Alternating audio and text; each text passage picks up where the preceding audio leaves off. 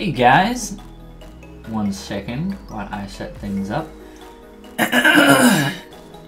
My throat's a little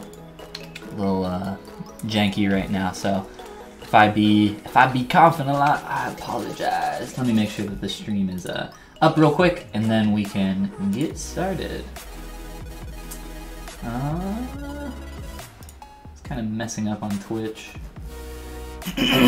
Oh, there we go. It was auto-hosting someone else, and then it being done. All right, cool. My throat, I'm sorry. But yeah, I just wanted to hop on and do some more work on Goofy here. Whoop. Scoot this out of the way so I can move my Cintiq. And yeah, we're gonna be looking at really kind of like minor tweaks like we did during our last stream. And let me pull up my chat window so I can see you guys. Welcome everybody. Yeah, so some minor things. I've made a new list of a bunch of junk to look at. But yeah, during this time, if you guys want to ask any questions, or if you have anything specific that you would like to see, just let me know, and I'll cover what I can. But other than that, I'm just going to be kind of chilling out and getting as much done on this Gooby boy as I can. There were a couple like really minor proportional changes that I wanted to make, and I think I might have to load in the old shoe. This is another reason why it's great to like retain your old Z tools, save in with like version history, because I baked the Boolean subtractions from that shoe on my my most recent file on this one. Ooh, it's kind of changed positionally, so I might not be able to do this. I don't know, we might have to get a little creative here. But because this is kind of changed positions, essentially what I'm wanting to do is, it looks like the shoe, we can jump back here. The read that I'm getting off of our somewhat like main view here is that the shoe needs to bend back a little bit more. I don't know if it's so detrimental that I need to put in all that work, when instead I could maybe just like rotate the entire shoe. Let's see here, what do we have in terms of our sub-tools? What, like, here, let me show you what I was thinking. Instead of, I was thinking like try to get an extra like bend here. Oh, wrong tool. Just push that back a little bit further, just to get that angle matching a little bit better. But I think it's gonna be, it might just be fine if I like get a little bit more rotate in there. What I'm looking at, I'm trying to match this angle here with the concept as best as I can. Kind of looking at this angle and here, and maybe my shoe is just a little bit too rounded. I'm not sure. Hard to tell with one angle here, but just kind of trying to make that work. I'm thinking bend it back and then maybe get rid of how round it is. I want to keep these feeling like they're the same shoe though, so I don't know. Maybe we'll save that one for a little bit later. Instead, let's look at one that's going to be pretty easy, which is going to be squashing our mouth down just a little bit on top of our head here. So I think our face is pretty close, but the read that I'm getting here with our good old dopey goof is that things are just like a little bit squashed and more elongated in this concept. I've already, let me grab this mouth here. I've already started to like pull this in from the sides to get that more narrow. Before it was like way out here. And when you look at it from the like really extreme top and bottom views, it just looks huge. And it's still feeling really big to me. It's definitely really large here, but I think more of, I don't know. Let me kind of play around with this area. What I feel like more so in this area than what we have here, it just feels a little bit more condensed, and maybe it's something with the way he's tilting his head that is you know, it's pushing this closer to the camera. It's more of like a perspective kind of cheat here. So we can't exactly cheat perspective in 3D. It's not exactly possible, but I have to try to interpret this a little bit better. So I'm thinking, let's try to start masking this off. Luckily we have some polygroups here which can help us out, and we'll just play around with this and see what we can come up with. If it ends up not working, it's not a big deal. We can move on from there. But I at least want to try this to some extent. And this is all asymmetrical as well, which makes tweaking these kind of things a little bit more difficult. So I need to line some things up with my camera view. Typically, if you're working like this, you want to turn off perspective, go into an orthographic view, or as orthographic as you can get. And then I just want to line up my transpose here to be following kind of just straight up and down along this. And there is some asymmetry here. There's some twisting going on if we look at this angle here. And that's intentional, all trying to get this to read a little bit better from this main view. But I'm, like, at this point, I'm pretty much ready to, like, start rendering this dude. I'd be fine rendering him the way he is right now. Like, I'm happy with pretty much everything, and I would be comfortable calling it done, but I just want to try to, like, push it just that little bit further. And especially in the face. Like, the face, there's still just, like, a few things that, even though it's cheated really hard here, I still want to try to capture some of that, and it's proving really, really difficult. Sabah, what's going on? Welcome to the stream. Hello. Or, you know what? With that emoji, it's almost, I don't know where my mouse is, where that chat is, but it almost looks like a halo. So, hello, halo. Welcome to the stream, and everyone else that's coming in to say hello. Welcome, guys. Right now I'm tweaking our face some more, but before I do that, I want to match our concept up here and set a timeline point. So let's try that real quick. Something like this, and I'll even zoom in really big and drop a point here on my timeline. Then I can undo to go back to my mask.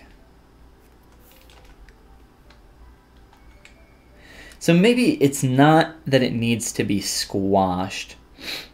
It might actually need to be skewed a little bit. So instead of squashing, you can still use the Move Transpose tool and essentially skew it like this from whatever point you start from. So I'm feeling like it needs to skew forward or rotate forward a little bit. And that might also help with the profile view for this nose.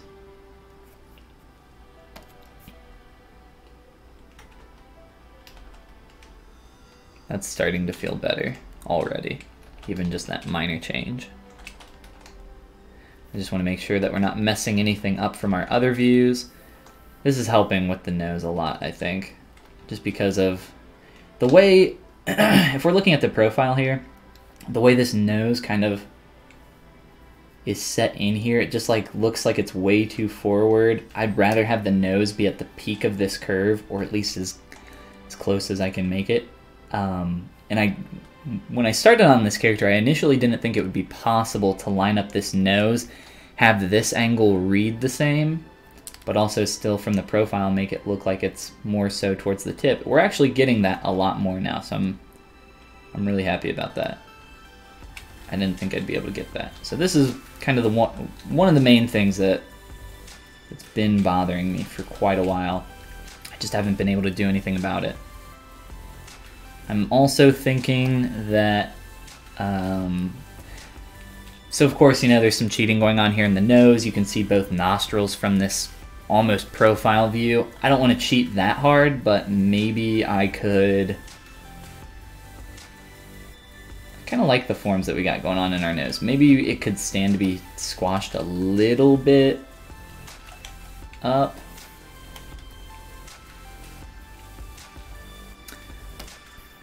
Kind of, yeah, I don't know.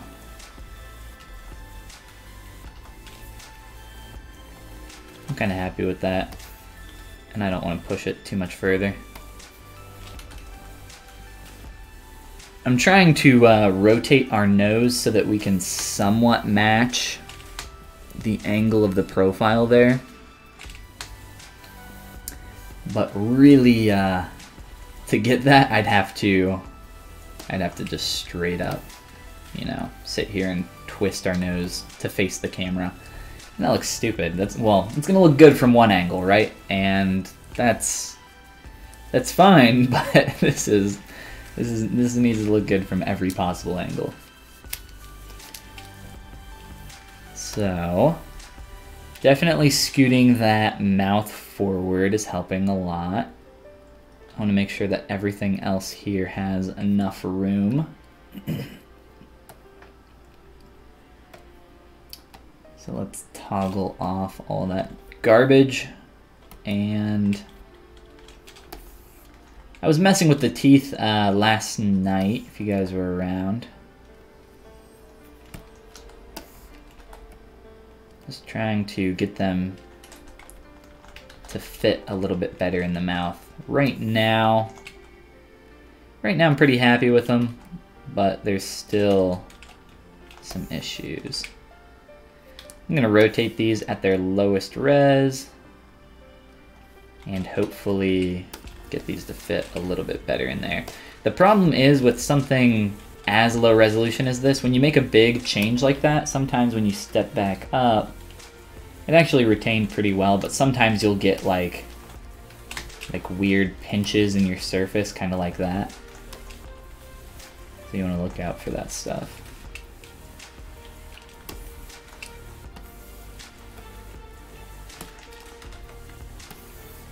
Try just rounding those a little bit more, just to get them to fit a little bit better. Let's also take this inner, yeah, we'll just move this in, just because it's looking weird from this side angle.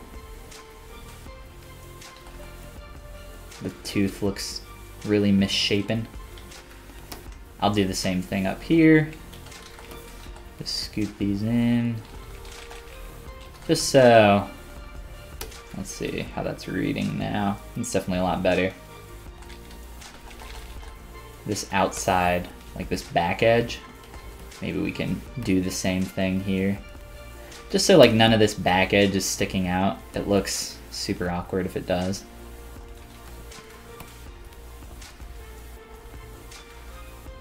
And I guess we'll do the same thing here, so that if you're looking on from this angle, like the back side of the tooth isn't sticking out. Most people's teeth don't do that. Most.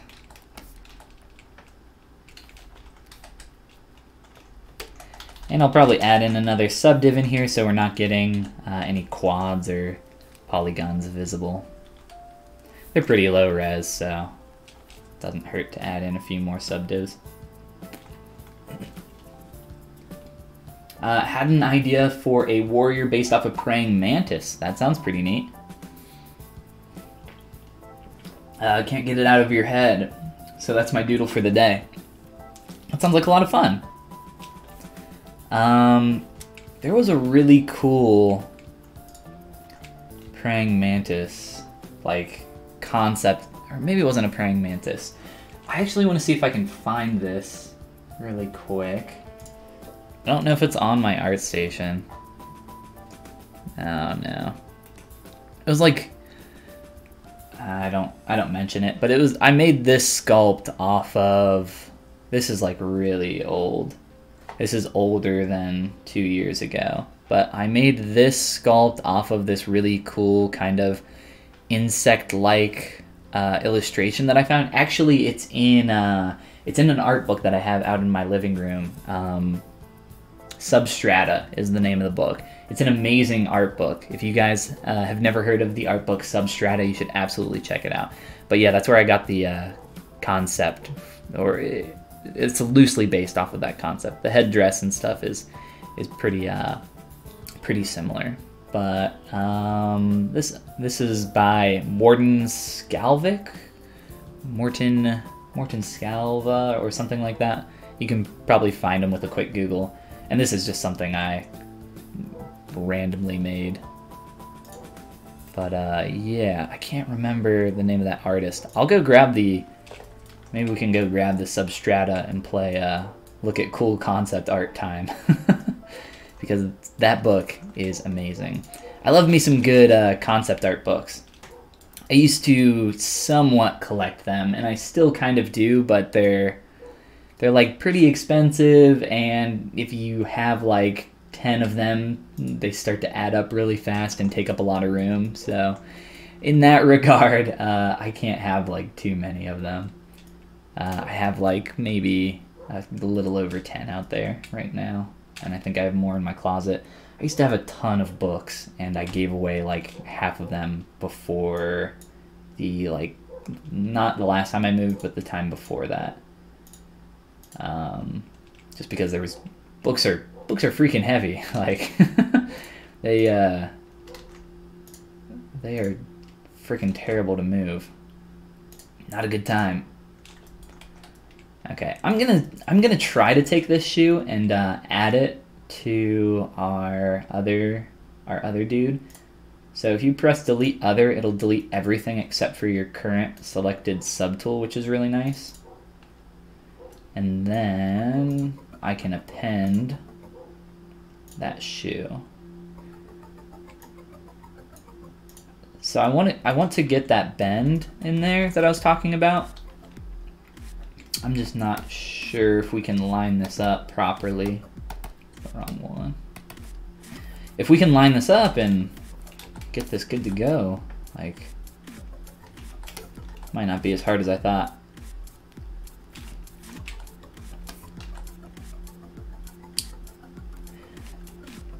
Now, one thing that I can do, I could use my positional data in here and like copy and paste it, but the position will be a little bit different, I think, because it has these extra pieces of geometry taking up more space. So really I'm like better off to just eyeball this and get that in a good place. Let's turn off that shoe and just try to line this up with our pant leg. Let's make sure that we're not going past our ground plane either. So slide that up. We'll turn that off now. Probably rotate this a little bit so it's lining up with that line of the leg. And I think that looks pretty close, actually. I thought that was going to be a little bit more tough and more of a headache. So I'm just going to delete that shoe. This is the shoe that we baked all the information into. The one that I just appended here, we should be able to run in auto groups and then get this stuff, split it off, set that to subtract, and voila, cool. So we're back to our low-res sub-Ds. So this will be really easy to manipulate. The main change I wanted to make was just like a quick extra bend back so that this angle was feeling closer to the other shoe. And then also like maybe squish in the shoe a little bit. But that should be super easy too. Cool, well that went pretty smooth. Let's transpose it and change that angle. You can see here, like, if we're just looking straight up, if I can line that up. It's harder to do this with my mouse than it should be, but that looks pretty close. But if we look here, just getting that, it's more so just that tip of the shoe and getting that line to be a little bit closer here. So let's go into T-pose and do that.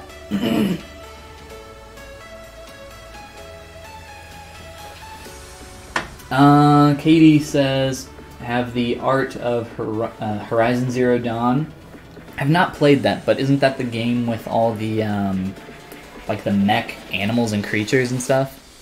I believe that like, and you play as like a hunter or something, like a redhead female with like a bow or something. She has like, I don't know anything about this game. I'm just talking about from what I've seen. I think that's what that is. Fallout 3, I don't really like. I think the Fallout like theme is really cool. I don't really like Bethesda games very much though. The Last of Us is like awesome. I borrowed my friend's PlayStation to play that, and dang, that game was like, it was like playing a movie. It was pretty cool. Loish, or I think that's how you pronounce that, her sketchbook. Yeah, she's got some really cool art.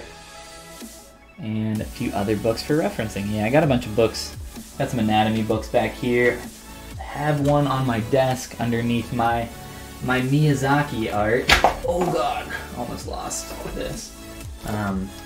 Here. Where's my mouse? There we go. Cool. Yeah. Alright, so I got these like sweet posters at the Cincinnati Comic-Con recently. There's 4 in here total. But yeah. I found the name of the artist online, but I can't remember. It was not being sold by the artist. They were being sold for the artist from someone else. But yeah, there's 4 in here. They're really cool. They're like these noirish posters from the Miyazaki films. I have like a Totoro one and a few others, but yeah, they're pretty sweet. Why a character disconnect? I'm not sure what you mean by that, Saba. What do you mean by character disconnect?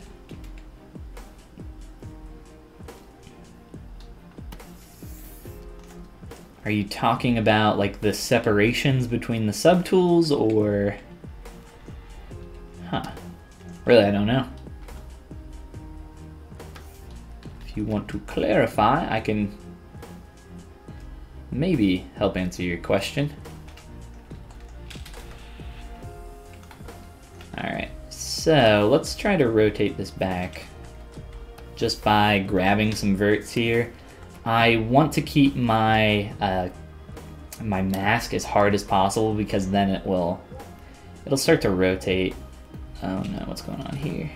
Hopefully that doesn't cause a weird concavity there. I guess we'll see.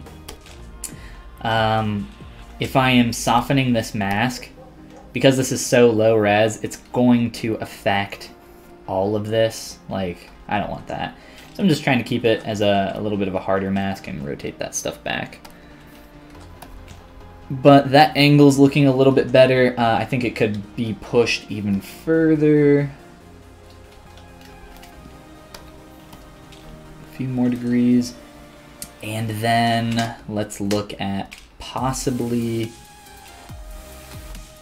just scaling this in. Just like a little bit of squash in.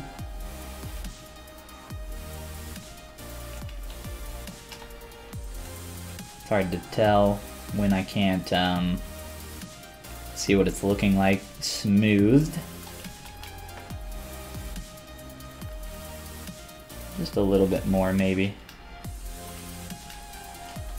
Alright, let's try that. Let's head back to our subtools and see what that looks like. Oh, and I need to fix that boolean as well. Bought a PS4 just for The Last of Us. Yeah, that I doubt you're the only one that did that. I'm sure a lot of people did.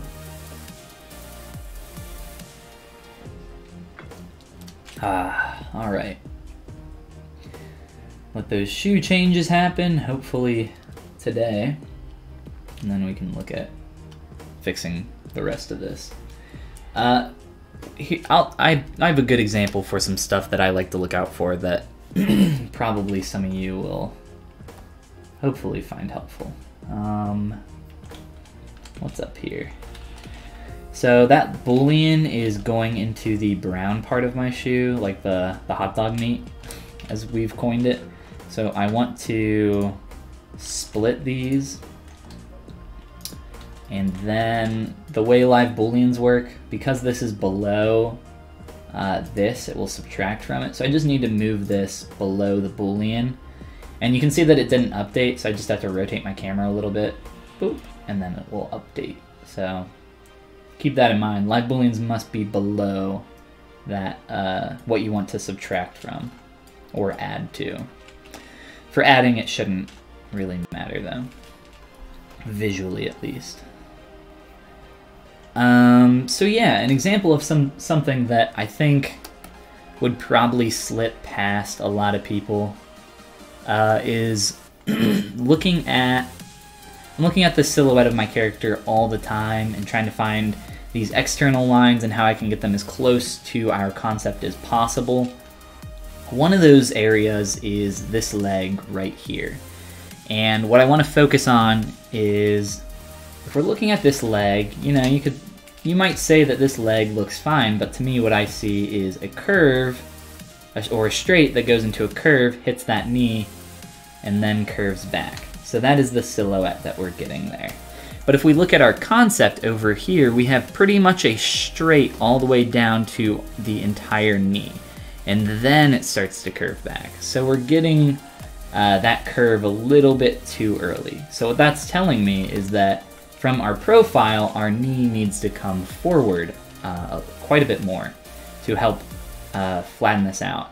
Especially if you're, like, you know, any character that you're working on, the knee isn't going to be set this far back. So your silhouette can help inform a lot of your decision making.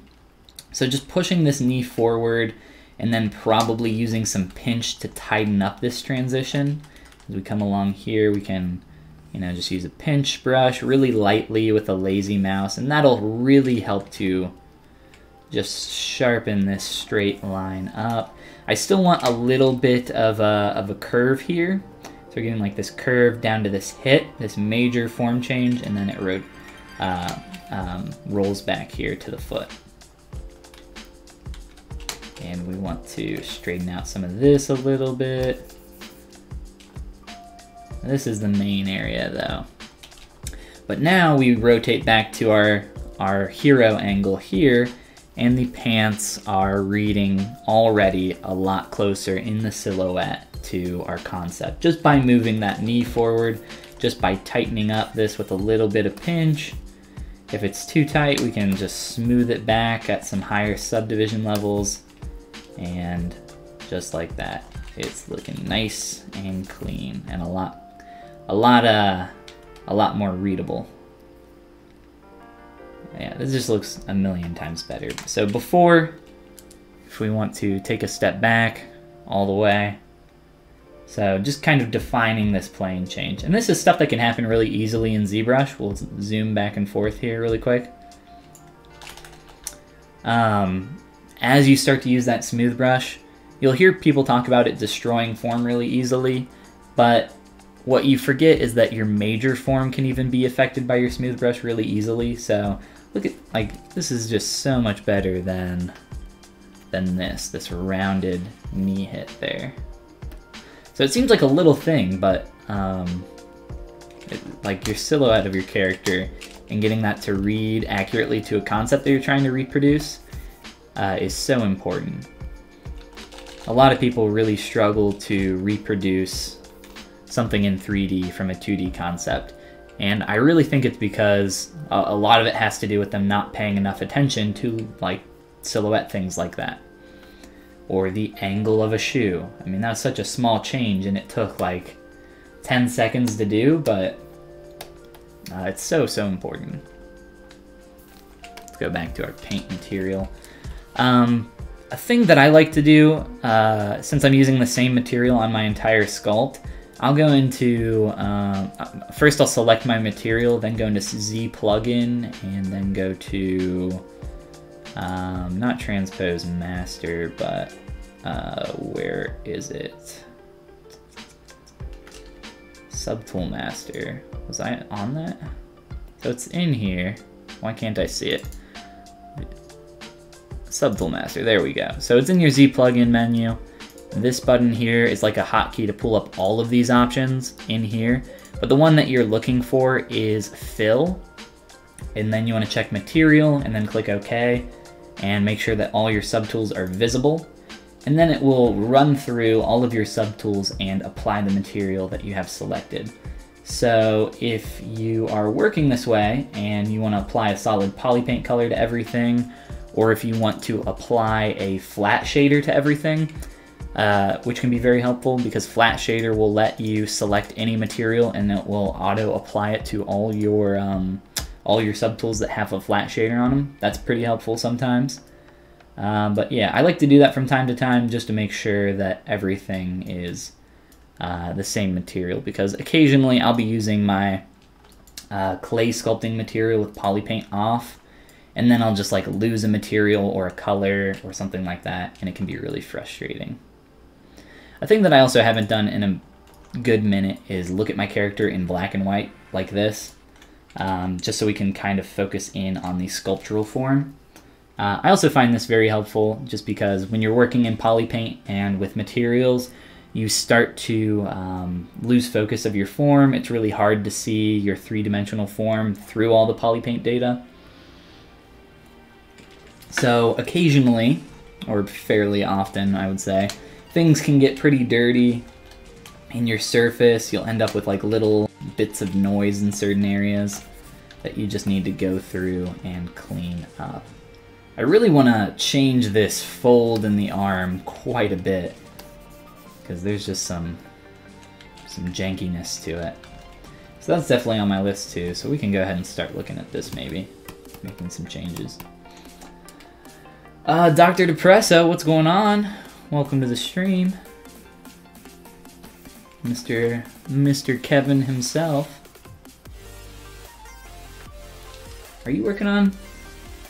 I felt like I saw a whip that you posted the other day. Maybe it wasn't you. Who was working... Somebody already posted a Halloween-related sculpt in Discord the other day. I don't remember who it was. But somebody was getting a head start, which is cool. I was saying on our stream yesterday, I would like to do a witch for our Halloween theme. I think that would be pretty cool. We're doing a month-long, right? Yeah. We're doing a month-long challenge. So normally we do a weekly challenge on our Discord where we just have a different theme that we kind of curate somewhat randomly. We just throw out a bunch of ideas until one sticks. And for Halloween, for October, since it's always like a really cool art month, see a lot of, or at least I always see like a ton of really cool Halloween themed stuff, we thought it would be cool to do a month-long challenge for Halloween, so people have a little bit more time instead of just the whole weekly deal. Let's get some more form in here. Start to round this out. It's really the major forms in here that are hurting my eyes the most. It's getting there. I need to figure out what to do with that internal fold though.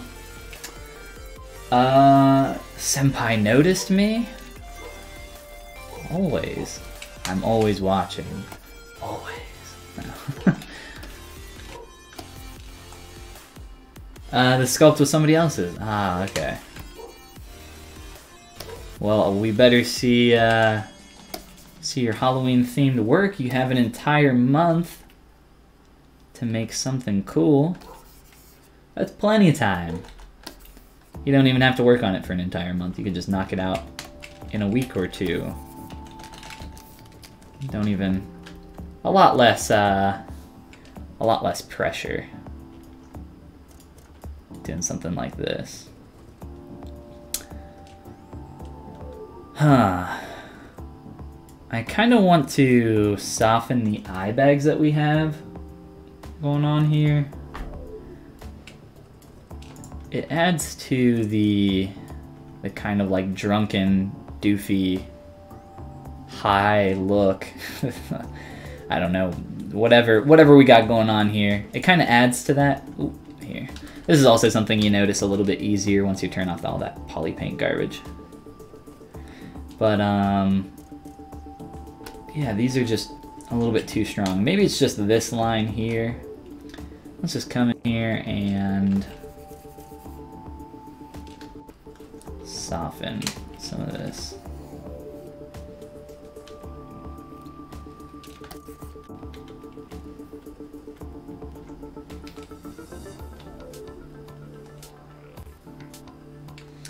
You know what? I like the hard line, the hard edge that we're getting on the bottom. Maybe it's just this top edge, or it's just that this is, I think what's bothering me here is that it's creased and then it rounds out a little bit. So if I can flatten that. So let's try that. Let's like mask out this hard edge here, or at least try. I'm using my mask lasso here to select as much of this as I can. And I'll show you what we'll do after this.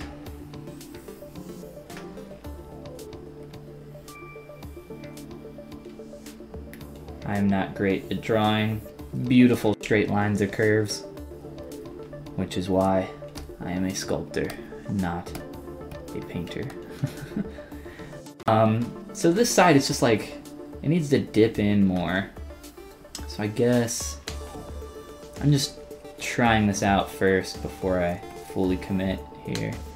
Just using a trim brush, change the plane here a little bit more. We'll see what that's looking like. Yeah, I think that's working, and then I'll like push this into the eye so we're not getting any weird gaps in here like that. So just a move brush, probably back face mask it as well. And just, maybe that's not working. Move brush just by itself and try to nudge some of that up and in here. And continue to trim this out and flatten this surface. So it actually looks a little bit more like an eyelid instead of just a random surface. You want the inner edges of your eyelids to essentially point towards about the center of your eyeball. Not really the case here. For human characters though, that's a kind of a good framework to go by, and maybe I can illustrate that in a future stream a little bit easier when we're not working on Goofy here. You know what, actually my Domino character has a good example of that, so maybe we'll pull her up and I can show you guys some stuff with eyes, because I know a lot of people really struggle with eyes, and it's a little bit of a point of contention, so maybe we can look at that.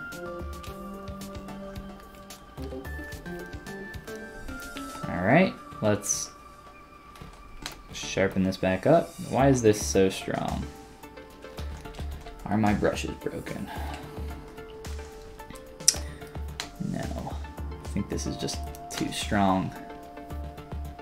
I feel like most of the time, all of my brushes are too strong. I don't know about you guys, but I have to always turn my Z intensity down super low. Just need a softer stroke for like everything. It's so much easier also to like build up form over multiple brush strokes like I've done here, instead of trying to do it all at once. This is reading, I think, a lot better now.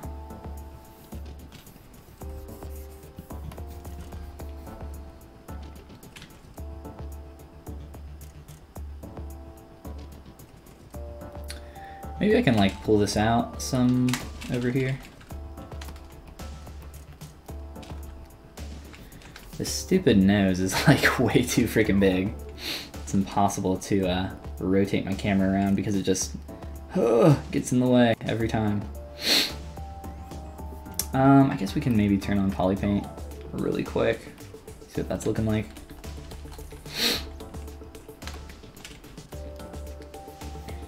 I think this is pretty good.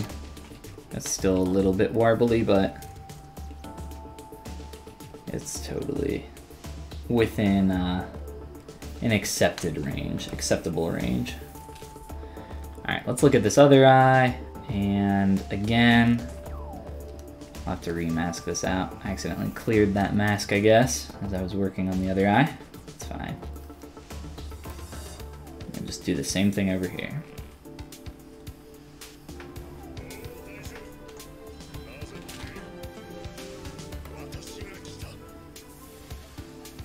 So just a little bit of trim at first, and then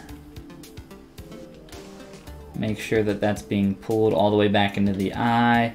It looks like it is. I think that shadow's kind of playing with my eyes a little bit. That shadow that's coming down from the eyeball there. We can actually change our light here, make that a little bit easier to see maybe. Tug this out, and we're getting there. Let me tighten this edge up now.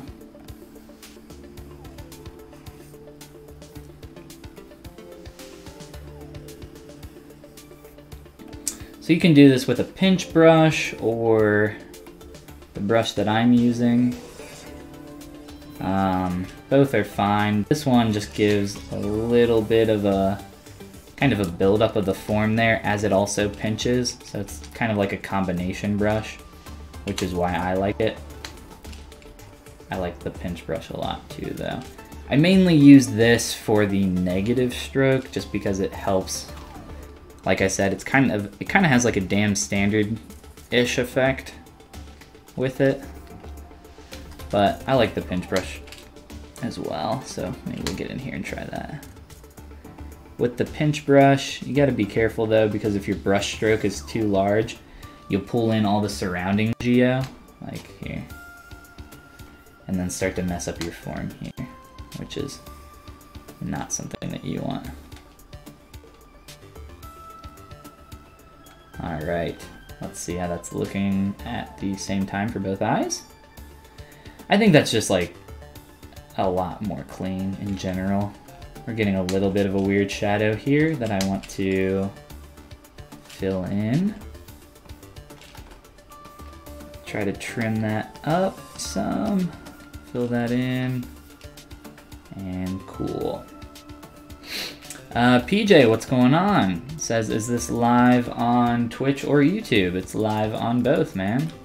I'm using Restream right now to work on our good old Goobert. But if you have the ability to watch on Twitch, I would greatly appreciate if you could watch on Twitch. There is a link down in the description for that link. The reason I would prefer that you watch on Twitch is because I'm trying to get the Twitch affiliate program status, or Twitch affiliate status, whatever it's called. And for that, I need more concurrent viewers on Twitch. Most people just watch on YouTube though, because that's where everybody follows me. And I haven't streamed on Twitch in quite a while.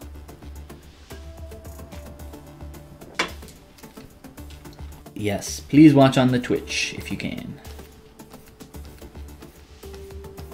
Did I just say the Twitch? That sounds like something my grandparents might say. Did you see that video on the Facebook? Can you believe what Barack Obama said? No, Grandma, what did Barack Obama say? I don't know. I don't know. What did Barack Obama say? Let me know, chat. Alright, that's just a lot more clean in there, and I think that's helping that read a lot better. The real test will be once we get into our render engine and Keyshot and start playing with that some more. This is looking pretty good without poly paint though, so if you know things are looking good at this stage, like without poly paint, that's where things are really coming together. The real test though, this is the real test, guys.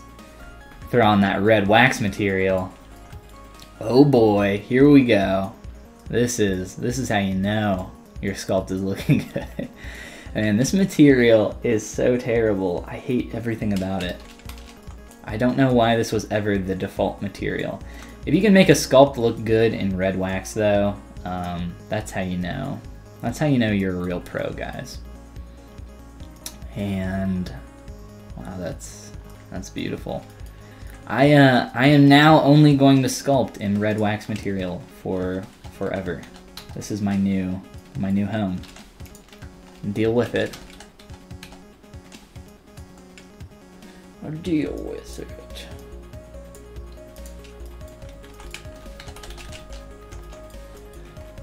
Red wax really likes to highlight edges, so if you have something that's low poly, it'll freak out on you. Guys, isn't it beautiful? Just screenshot this and post it in the Discord. We should be good to go. Let's get out of here quick.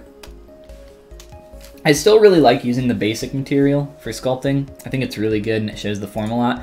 It gets a little bit like hard on my eyes after a while, and that's why I made this material, which also helps show shadows, I think, in a little bit of a softer light than the basic material. The basic material likes to put like really strong blacks on stuff. This starts to like taper it a little bit more as it fades out to that far edge. And then you can move your camera to the front view if you want to work like that, which is also helpful. I guess I should probably connect this hat to, or the part of this hat down into the rest of this, since I've kind of neglected this. And I just have floating geometry hidden up there. It's kind of hard to see, so I'm just going to hide part of that. Whoop, like that. Turn on double. Double does not work with live boolean on though, which is unfortunate. Whoa, just gotta fix this all over. Just make sure that that's flowing down into the rest of that hat nicely. And it is now. Plus, I think I don't have any subdivs on this. I definitely need some subdivs here.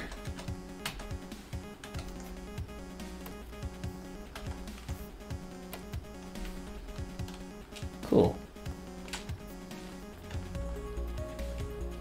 Let's see, what else is on our list here? Carl. Red wax was Bob Ross's favorite material. Well, red wax died with Bob Ross, unfortunately. No one uses it anymore. If Bob Ross would be alive today, do you guys think Bob Ross would have been a ZBrush sculptor? I feel like Bob Ross would have loved ZBrush. That's my goal, guys, to become the Bob Ross of ZBrush. I'll start doing some happy little trees and talking soothingly. I'm not very good at it. We did some squishing for the mouth. We did the boot, or not the boot, but the shoe bend. Played around with his like little eye edges, bags under his eyes, I guess. Fixed that knee. Shirt color I already did. Off of stream, bend shoe, and the pupil's eyes. Let's look at the eyes a little bit more, because I feel like the eyes are a little bit off. Or maybe even a lot of bit off. So, if we're looking at shape language here, I don't want to straight up like push this eye curve like going this way, more so like we have there. I think that starts to look really, like it starts to really break in other angles here. But there's definitely a discrepancy in size between our eyes. I might be able to push the front plane of the face back a little bit, and that actually might help those eyes read a little bit better. Mainly what I'm going to try here is just to rotate to kind of like just shift that whole plane back some. And it'll make those eyes look a little bit larger up top and feel just a little bit more rounded overall. And I think we're already starting to get that. So let's smooth that out just because it's kind of got a little flat as we did that. And we're capturing a little bit more of that roundness. The eyes, I think that helps make the eyes look larger as well. They're kind of reading a little bit better from the profile too, which is never a bad thing. Our pupils, I think I want to rotate this pupil here. These are actually geometry, if you guys didn't see me make these on the Pixo channel. But with these, what I've done is just do an extraction with the mask tool, and then created, what was it? An extrude with the ZModeler brush to essentially pull this back and then crease these edges and keep them flat. It's really useful for a lot of things. I use it on the pupils a lot and for clothing. I just use it for eyes in general. I'm gonna hide all this junk so that I can work on my pupils. Please go away.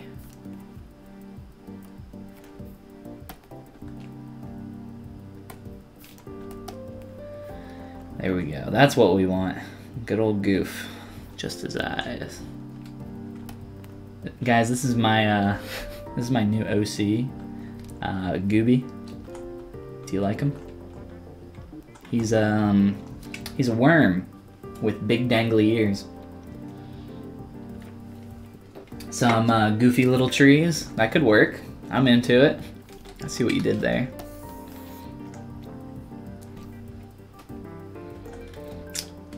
So I'm gonna try moving this pupil in. Shoop. And then just realign this, I guess.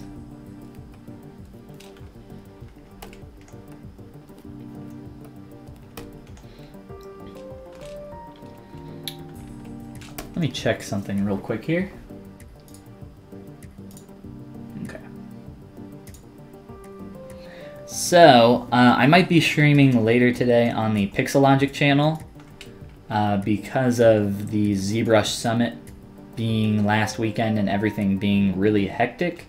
The schedule isn't fully completed yet, so they're kind of scrambling to get that put together. So if I stream today on the Pixelogic channel, I would like to do a demonstration of how to set up a print for like full color sandstone on Shapeways or something like that. I think that would be really cool. And maybe just like work on this guy a little bit more or work on Domino. I don't really know. We'll keep it open so people can ask questions and hang out and everything. But I have a little bit of a video for setting up full color sandstone, but I think doing a live demonstration and then having the ability for people to ask questions while I do that will be very helpful for some people that are interested in 3D printing their stuff through Shapeways in color, which is always exciting. And I'll show off some of the prints I have back here. I'd like to do some more of those 3D fusions. I don't know. What do you guys think? If I did another 3D fusion, who should I fuse together? I think for the last one I did, I think this was the last one, the Pikachu Totoro. I can't remember if this was the last one or not, but he was a lot of fun to work on. I have a bunch more back here. But yeah, what blah blah blah blah blah. What should I do next for 3D fusions? I was thinking maybe something with oh crap, what's her name? What's this chick's name? Mononoke, Princess Mononoke. Mononoke Hime. Totally slipped my mind. I was thinking about doing something with her and maybe some other character, trying to do a fusion of that. That would be pretty cool. I really like her mask. I don't know, though. I do not know. I've had a bunch of ideas.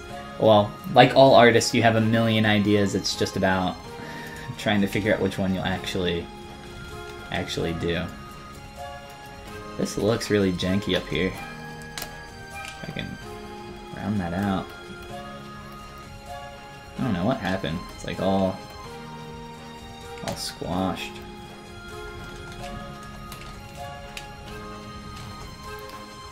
Sure, looks good to me. Okay, so I think those eyes are reading a lot better in general. There might be some angles that can change.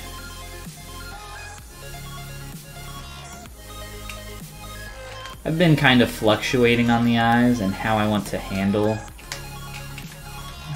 mainly these lashes that I've created here. This stupid nose, move. As it's been a little bit of a back and forth on that nose.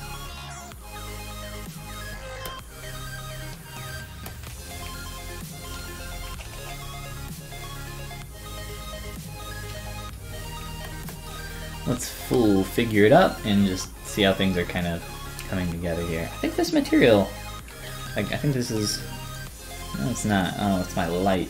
My light is messed up.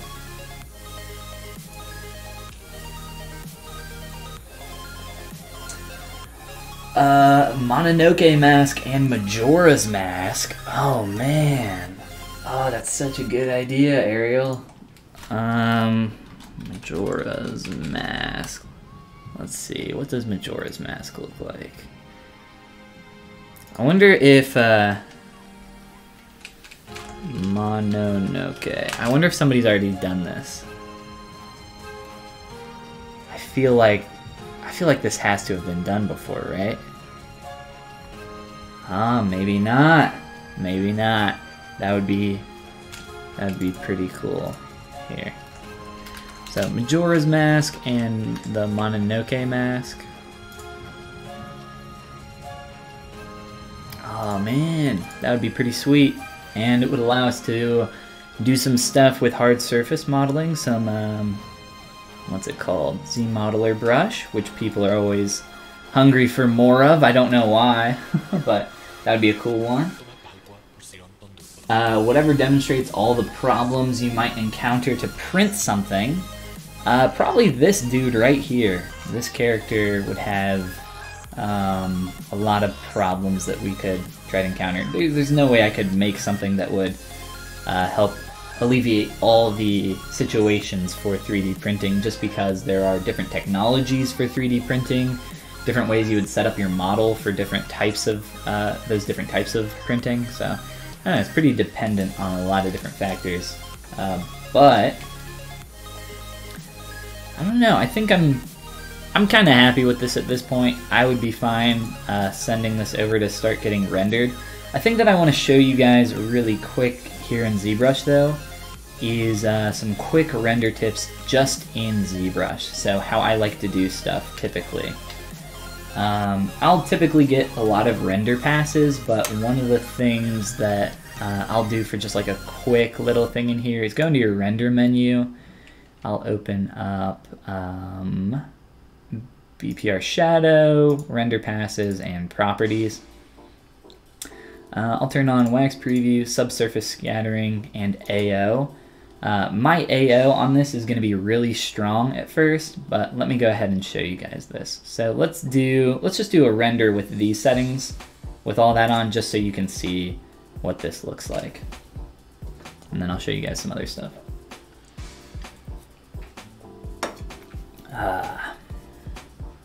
I kind of want to look at this sleeve maybe a little bit more. I don't know. We'll see. Okay, so this is just the standard, like straight out of the box render settings with subsurface scattering, wax preview, and AO on. Let's turn off AO Or actually, I'll keep AO on. Let's turn down our, so we're in the BPR shadow here. What I recommend doing is lowering your shadow strength. Obviously, you want more rays so you get more resolution out of your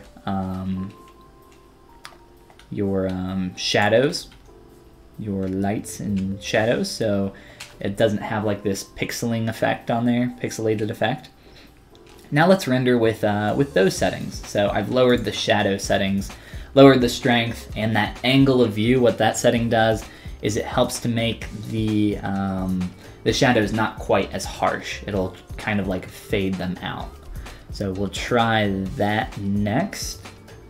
And I'm doing this in stages so you guys can see the differences here as those changes take effect. So there we go. That's with the softer shadows, more rays, and a lower shadow strength. Now, the main thing that's making this look so dark right now is my ambient occlusion. So I'm just going to turn AO off altogether. And I'll keep on just the shadows, subsurface scattering, and wax preview. Let's also just like up the angle a little bit. We'll try like 25. And we'll keep everything else the same. So no AO, just this. The way I've softened these shadows, I'll even move my light like to the side here a little bit. So the way I've done that now, the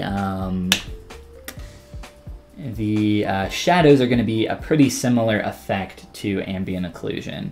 If you don't know what ambient occlusion is, you can probably get a better explanation by Googling it and seeing some images, but anywhere, what I recommend, like pinch your fingers together, and where your fingers meet and you have that shadow in there, that's ambient occlusion. Anywhere where there's like a corner or something like that where it's hard for light to get in there, that's where you're gonna have AO shadows. This is looking great. Well, thank you, I appreciate it. Lobo, welcome. And Arg, what's going on, man? So that's just like the really quick settings that I like to do in ZBrush. So for renders, so just turn on your subsurface scattering. You don't really need wax preview unless you want to get a little bit of this kind of fleshy warm tone to it. I'll even turn that off most of the time. But the main point is AO, that'll darken your sculpt a lot, and you can render that separately if you want. But just, you know, lower your G strength for your shadows, like 25% or so, or even lower if you want to go lower. I'm doing 0.2. Turn up your rays because the ray count needs to be higher so you can get higher resolution shadows, and increase your shadow angle so that your shadows are softer. So that's just like this view right here, and this already looks pretty good with just those like very simple settings. But a lot of people don't know how to do renders in ZBrush pretty well, so that's just like really quick setup. But after doing all that, what I'll typically do is I'll start to render some other other angles of light. And you can do that very quickly by, in your Z plugin, you have this ZBrush to Photoshop plugin. And if you come in here and check lights, and you can do an AO pass, a BPR pass, all these different passes, and just click send to Photoshop. And then they'll sit there and calculate everything, and then it'll pop you into Photoshop, and I don't have anything in here right now, but it'll have everything on a layer in here for you. It's super helpful. This plugin is great for at least starting to get you headed in the right direction for render passes. And then from there you can grab a bunch of different materials and everything else.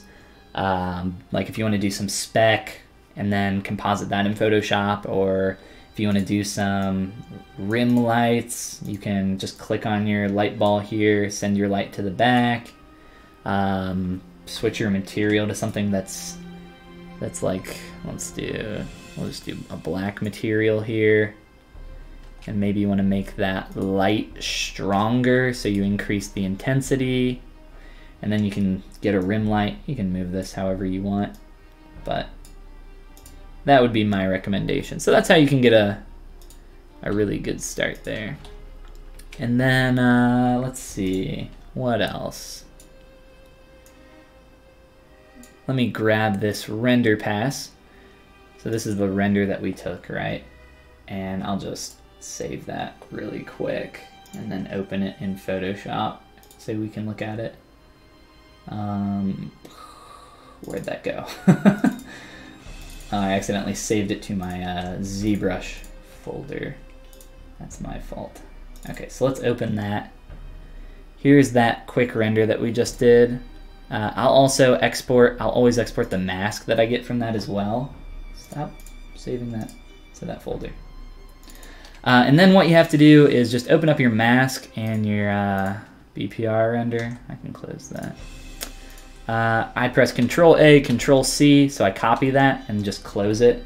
And then you can create a layer mask on your dude here. Alt click that and just paste it in there, and it will be pasted in. And then you have alpha transparency on that, and you can even bake it into the layer if you want to do that. But we can just, you know, set up whatever we want here.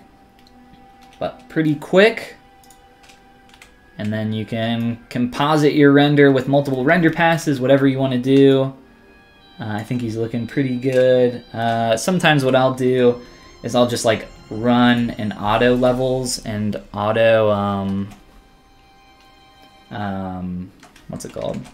Auto curves, just to figure out where there's it's maybe a little bit too bright or a little bit too dark in the image.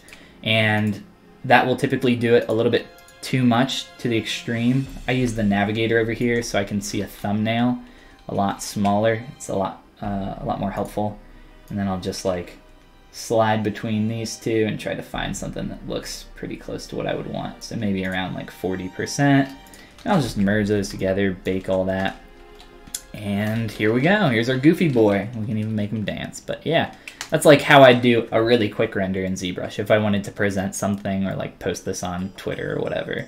But yeah, I think that should help you guys out for doing like quick little renders. In terms of like long-term renders, I'll throw this in Keyshot. I have a render scene, and I have a tutorial on that. If you go to my Gumroad, my most recent course, Sculpting Stylized and Appealing Female Faces, should be in this one.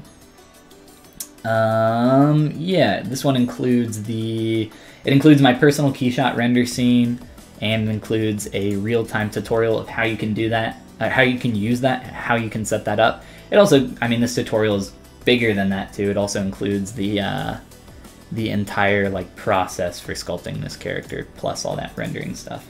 So if you're really interested in rendering in Keyshot, that could be very helpful for you.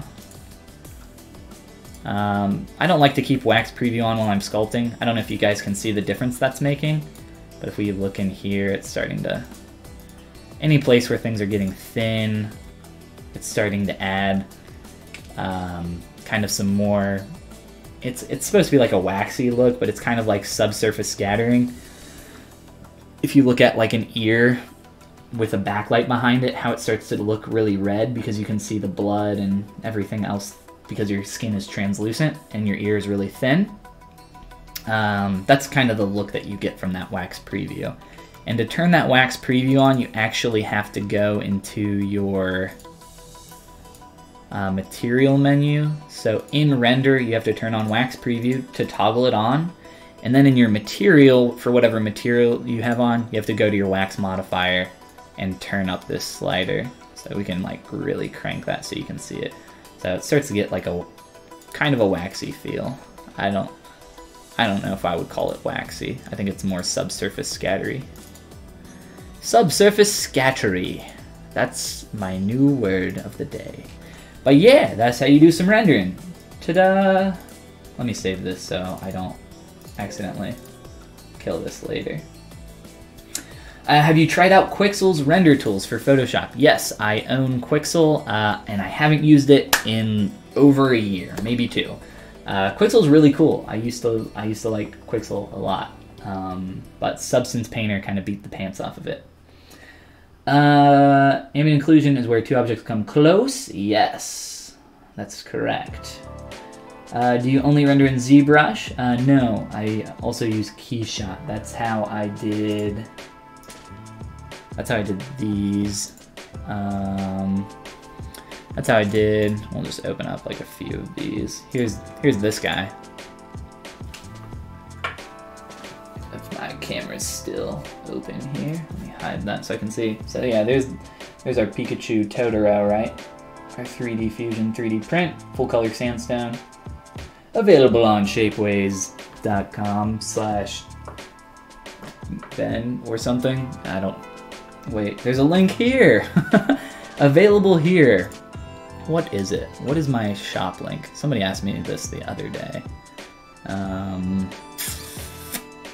do I go to my shop? View shop. There we go. Shapeways/shops/Ben. Yeah, I have a bunch of 3D prints, 3D fusions here. This guy's my fave. I have him back here on my desk. But yeah, that's where you can grab one of those. So that was rendered in Keyshot. This dude is also rendered in Keyshot. Did the cool colored clay render in Keyshot. But yeah, pretty simple render scene setup. Some more stuff here. There's kind of the video describing the course. But yeah, a lot of this is Keyshot. Here's a Chewbacca. He was really fun to work on. And the other one I have on my desk, where is he? Spyro Lapras. I'll just pull it up since I have it here handy. But yeah, there's another one of those. Whoa, I cannot hold that in front of the camera. Another Spyro Lapras guy. Yeah, he was pretty cool. I was asking you guys if I did another 3D fusion, since I haven't done one in so long, what would you like to see? Ariel suggested Majora's Mask plus the Mononoke mask, and I think that would be pretty cool. I don't know, like if I did the entire character, like Skull, isn't this Skull Kid? Isn't that his name? I think it's Skull Kid or something. If I did him plus Princess Mononoke, I don't know, that might be kind of a clash, but just the masks by themselves, that would be pretty sweet, I think. But other than that, yeah, I don't know if I'm going to do too much more on this guy. Like I said, I can just kind of noodle here if you guys want to ask some questions or just hang out. But I might switch over to my other character that I'm working on, Domino. Use Quixel for base materials because you find it faster than Substance. Really? That's interesting. I've never heard of anybody using both. Yeah, I wonder how that would work. So set up your base textures, I guess, in Quixel. If you're subscribed, I know if you're subscribed to whatever the Quixel Megascan library is, they have tons of amazing textures in there, and they update it very frequently. Like I think every month. Somebody can correct me on that if that's incorrect. But man, they have some just amazing textures. It's really cool. Substance is just an amazing tool. They don't have as large of a library as Megascans and Quixel, but I have a feeling like I could easily see them coming out with something similar, or I don't even know if they need to. There's so many services out there that offer similar kind of like giant texture libraries for industries or for personal artists. It's kind of an expensive service, which is why I've never used one. And typically, I could definitely see why a studio would want one, but when I'm working on a project, I don't know, I could never see myself needing a full library of just every texture imaginable. But it is called Megascans, so they are actually scanned in. They're like real life textures, which is pretty cool. So, you know, their quality. Let's see. Carl says, how does Keyshot compare to Substance Painter for renders? Substance Painter uses iRay, I believe. iRay is PBR. iRay's a lot faster. Keyshot, in my honest opinion, is not that great of a render engine. I have a love-hate relationship with Keyshot.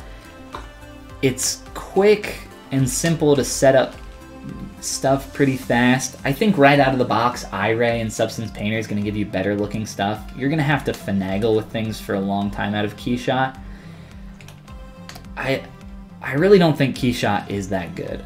I find Keyshot frustrating to work with, and it's missing a lot of just standard tools that should be available. Like with setting up lights, you have to set up geometry and then attach lights to it. It's just really, it's really backwards. It's kind of like ZBrush, I guess, in that regard, but I don't think it's going to change anytime soon. If you have Substance Painter, I would just render stuff in iRay. Especially if you're setting up real-time renders for your PBR textures and everything in there, like just do that. Like if you have it, go crazy. Keyshot, like if you have a scene set up like I do, I spent like 2 full days making just a render scene in ZBrush, and I use a variation of that like for everything now. That's how I've made all my other renders. Horror Kid instead of Skull Kid for Halloween. Skull Kid would be a cool character for the competition if anybody else is looking for something to work on for that. Wow, those lines just kind of meet perfectly there, don't they? Let's fix that, because that looks really stupid.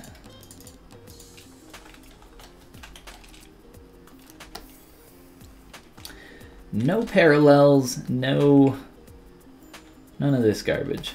This looks, move this edge. Oh boy. There's that inflate that the transpose line allows you to do that nobody ever uses. I use it very rarely for like quick little inflates. But the transpose line, it's got all these secret things you can do with it.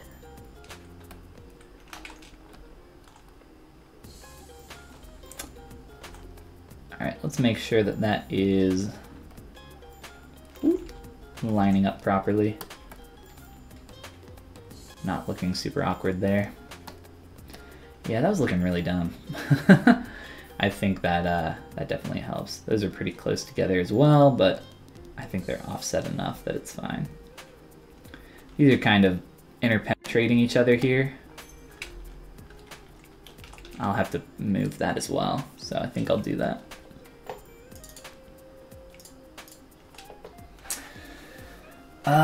Bacon Marmoset, minor fixes in Photoshop. I don't know. Are ID maps tough to set up in Substance Painter? I didn't think that they were from the couple times that I've done it. Keyshot feels the same as Blender Cycles. I've not used, or actually I have used Cycles, but a very long time ago. And maybe like once or twice, but I don't know. Does it feel the same? I believe it is a real-time render as well. So maybe in that regard it feels the same. Like I said, Keyshot's really kind of finicky, but I don't know, it really comes down to just preference at the end of the day.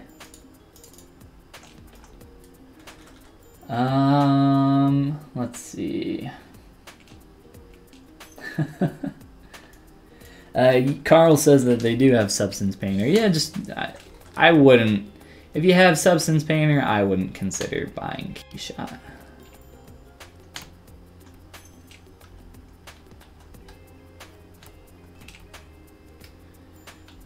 Alright. Try to line these up.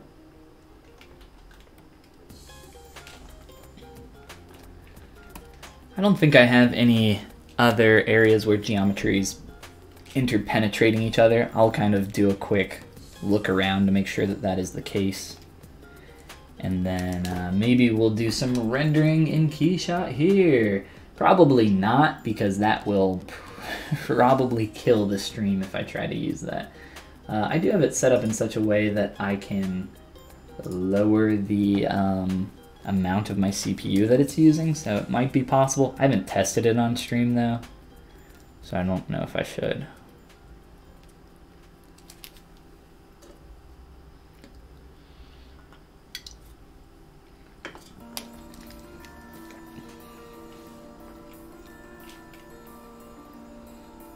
So that looks like it might still be going into that a little bit. I can't really tell from this angle. I have to let that finish so that I can rotate my model around. I'll also bake my booleans back into this guy now that we're happier with the bend in the shoe that we have. I'll probably do... Oh, can I move? Yes, I can. Cool.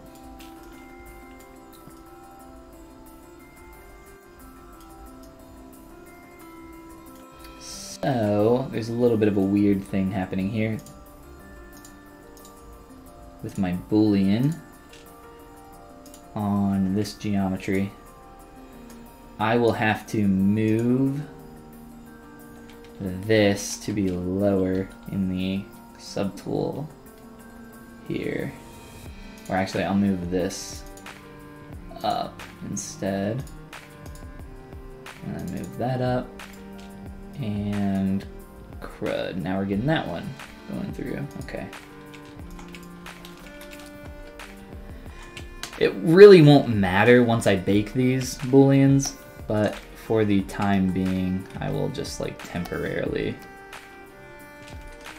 at least make it so they're really okay.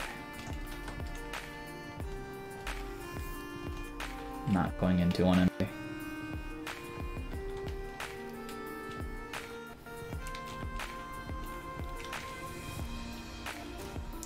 I think once folders come out, I don't think this will be an issue anymore, because the live boolean system, I'm hoping, will no longer work from top to bottom and will instead...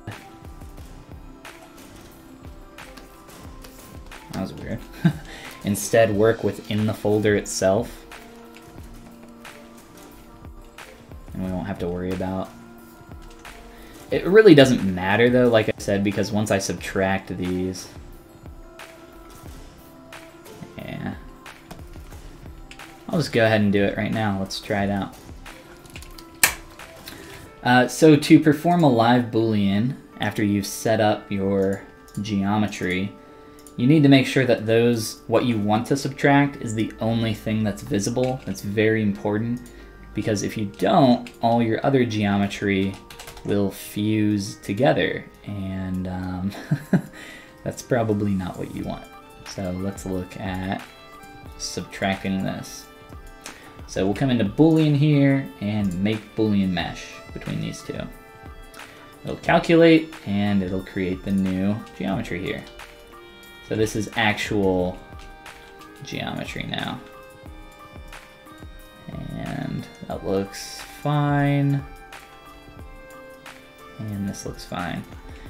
Because of the Polypane is vertex color, we get some like bleed of those two colors there. So I might be able to fix that just by refilling in this color here, and we got too many poly groups here, auto groups. Oh no, I can't auto groups, can I? Guess we will have to do this then. Fill that in. Yeah, we're still gonna get that no matter what. That's fine, we'll just leave that. There's actually a little trick that you can do if you're rendering in like Keyshot or something with this stuff. And I can show you guys that if you want to see it.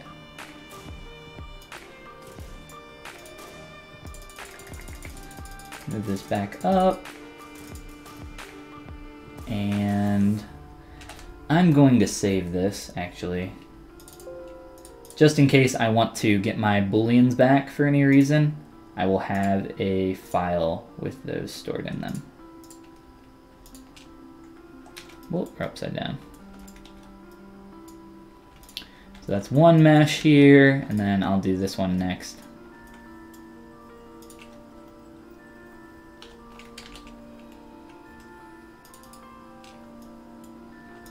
Looks like the shirt is... Oh no, I guess it's not. Thought it was poking through there. Okay. Live Boolean again. You want to make sure that the resolution of whatever you're subtracting is going to be close to whatever your you're subtracting from. So if I kept these really low res and then did a live boolean on this, let me show you the result of that really quick, because it will be a big old poo. So this is what you end up getting. You have this high resolution topology that flows into this low res, and they're not very clean at all. That looks like a big old turd. So I will res these up and then subtract them. How many polys does this model have? I don't know. We can check. It actually isn't important.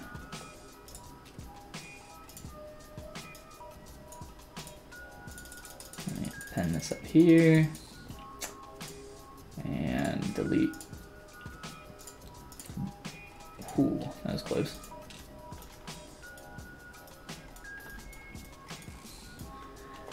We're at, you know, roughly 11 million polys on this.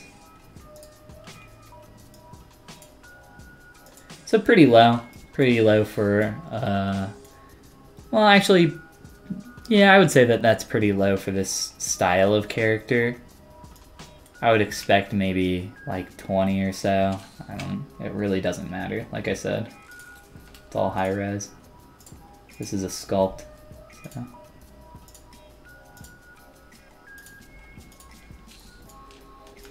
Let's bake in the rest of these booleans and be on our way.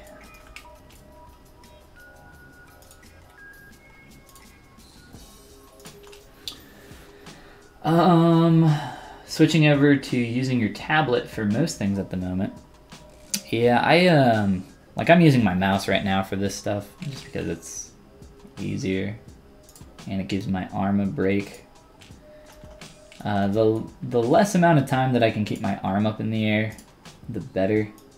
And the less amount of time that I can have my hand in a claw shape on my keyboard, the better, because really this wrist is the one that starts to get sore after a while. Because of all the keyboard shortcuts that I use, my hand is like constantly in this claw shape. And it gets really painful. I am not a fan, and I am very scared of someday getting carpal tunnel. So I want to avoid that as best as I can. So when you live boolean something in ZBrush, you actually get polygroups for those separations. So this has actually created a polygroup for that tube there. So I can actually use that to my advantage by splitting off geometry to quickly render separate materials in KeyShot. And I would do that by just taking all of this and all of that, and then just, I'll turn on double. So I'd maybe like split this off, have this as one object for a material, and then have this as another object for a material. I'm just going to keep them together though for now. I don't know if I'll do that. We'll see. I have done that many times in the past though. For a quick toy render or something like that.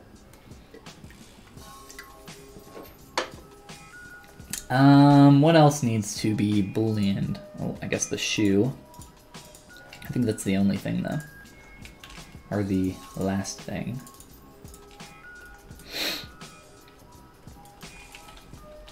Let's make sure that that's subdivided so that we can't see any of the polys. I think it's fine.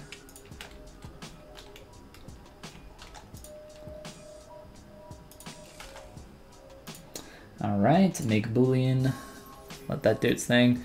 I'm actually always surprised by how fast live boolean works. It's really nice.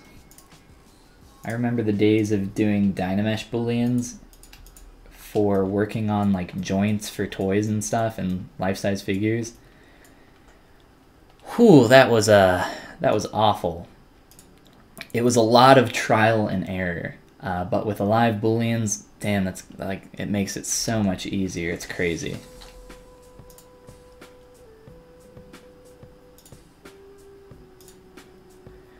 there's a lot of guesswork that you had to do, and then when something didn't go exactly the way you wanted, you had to step back and undo, and then make a little tweak, and then retry it.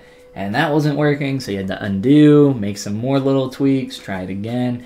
And every time you're working on like some pieces of geometry that are like millions of polys, and when you're dynameshing at those high resolutions, and you have 100 million polys in your scene for this toy that you're sculpting, like, holy crap, that stuff like takes forever. It's such a pain in the ass. But like now, like live booleans was one of the biggest kind of game changers, I think, in ZBrush in a long time.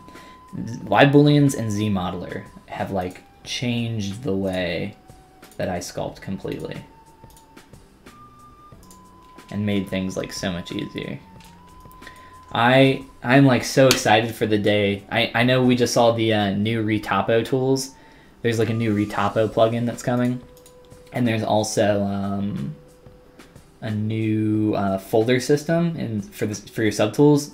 Those two things are going to be like amazing. I can't wait till we get an actual like good Retopo tool in ZBrush, because the way it works now with Z-spheres is like so old and deprecated, and there's no one that is actually experienced or working on anything in the industry that actually uses that. There's no way.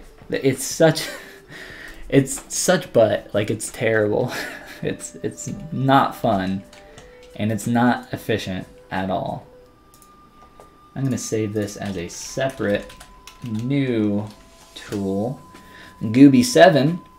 And like I said, I don't know, I'm pretty happy with this.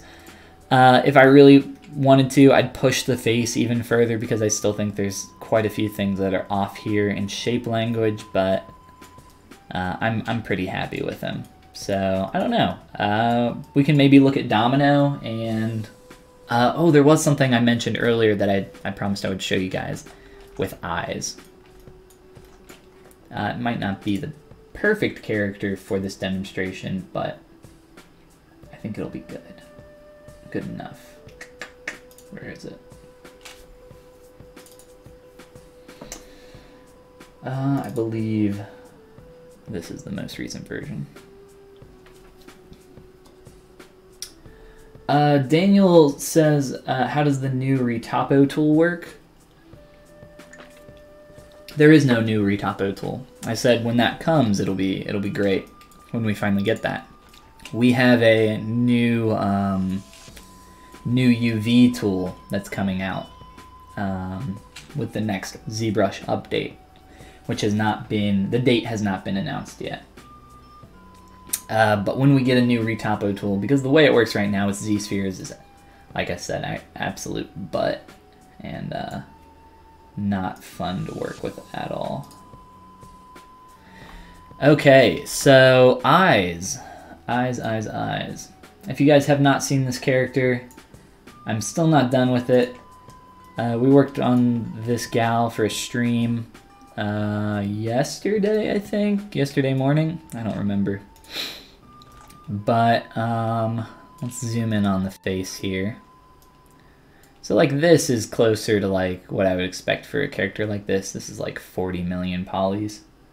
So we're getting up there, but that's still nothing to write home about. Try to hide all that hair. And we'll hide her brows and get in here and look at the eyes. So, when you are working on eyes are tough, right? I know, I'm sure all of, if not all of you, a majority of you struggle with sculpting eyes and creating eyes in general. I have used geometry again on my pupils here, so I can poly paint those really quick. But when the important thing that we're looking at is our eye shape. So when you're looking at your eye from the side view here, let's talk about a couple of things that you want to keep in mind. Eyelid order is going to be number 1. So if you draw a vertical line and you start going back here, the first thing that you want to hit on your eye is your top eyelid, always. And then from there, you want your bottom eyelid to hit next. So top eyelid up here, bottom eyelid, inner eyelid corner and then outer eyelid. So that is the order that it should hit from the profile view. And I've wrapped these eyes back pretty far because they're very, very large, but that is one of those things that you want to keep in mind. Oh, we're missing our eyebrow. I don't know where it went. There it is. So that's one thing, but the main thing that I was talking about while we were looking at Goofy and his eyes, that you want to, there's some like excess poly paint in here that I haven't gotten rid of because it's not visible. So ignore that. Let's look at just black and white here. When you're looking at the edge of your eyelid, right? All of this is what we're talking about. When you're looking in this area and you come from this edge back in space, so let's grab our mask pen. So we're going from this edge back, right? That kind of looked like a little weenie. That's my bad. Draw a little arrow here. So from here back, you want this plane to read as going towards the center of your eyeball. And what that will do, if I can toggle off everything, this is a little heavy, it will help read all the way around for all of your eyelids to help give a little bit of a shelf here, cast a shadow, and it'll just look a little bit more clean, a little bit more natural.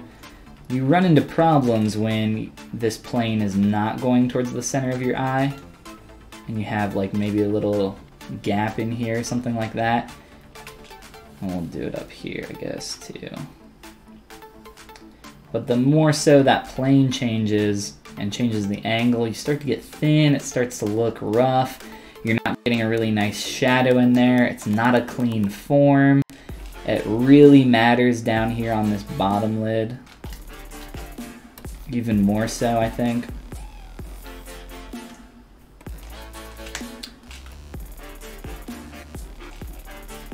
It starts to just thin out, and that's kind of changing the overall shape. But the kind of main point here is that it starts to lose this nice clean edge that we get running all the way up through there, which is the main thing we want to retain for all of this. We can step back, go back to our poly paint.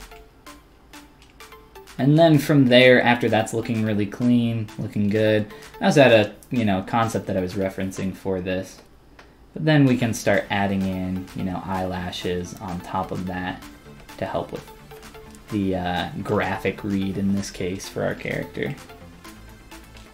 The last thing that I'm working on for this character actually is just the hair. I've been doing some playing around with adding some different textures back here, trying to get that to read a little bit better.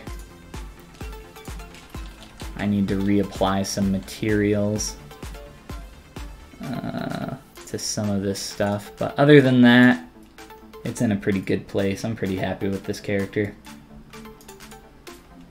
So this and Goofy I'm working on wrapping up right now, and then after I'm done working on those, I'm gonna do something for Halloween. So I was thinking like a witch or maybe a zombie. I don't really know. I think a witch would be cool. I'd be down to witch it up. Let me save this and dump this. Unless you guys have any questions about this character, which it doesn't look like we do. So I'm just gonna dump that. And if you guys come up with any cues, I'll jump back to it. So, I think, I don't know. I don't really have anything else in particular, like anything specific that I want to do to Goofy here. I'll probably just set up the Sculpt off stream here for rendering because that's really boring and it's just like a lot of typing, me naming objects as I export them, because if we look through here, nothing is named properly. So I'll be doing that and then probably setting some stuff up for rendering.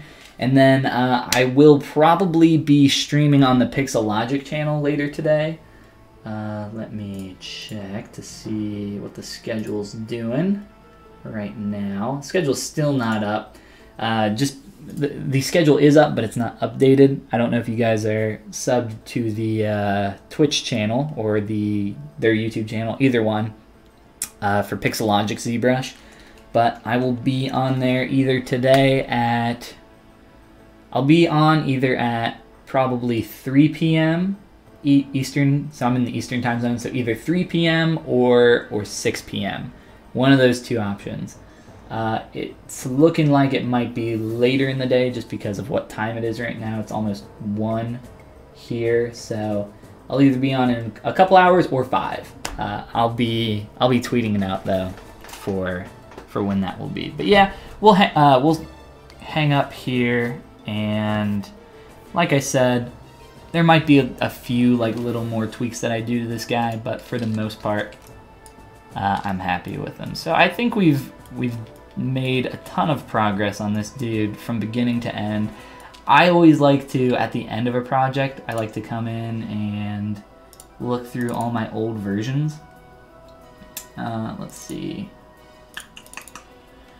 So, like, let's grab version 1, right? So this is my first one here. And let's grab our second one. So we've started to add more junk at this point, the body. I always enjoy getting to look through a bunch of this stuff. So at this point we've kind of figured out most of the character, but there's just a lot of proportions and just a lot of junk that needs to change. Go to number 4. As that tweaks and gets a little closer, you can see we're starting to work on that foot some more. Get a little bit closer with all this stuff. Let's grab 5. So we're starting to get a little bit closer in the head area up here. Some of this stuff is working a little bit better. And here we are now. So even just between the last version and this one, there's just a lot more character that's been added in the face. Let's go back to our kind of hero angle here. So just between these two, there's a lot that has changed, and a lot for the better. We're starting to get the feel of this kind of like drunken Goofy, I guess.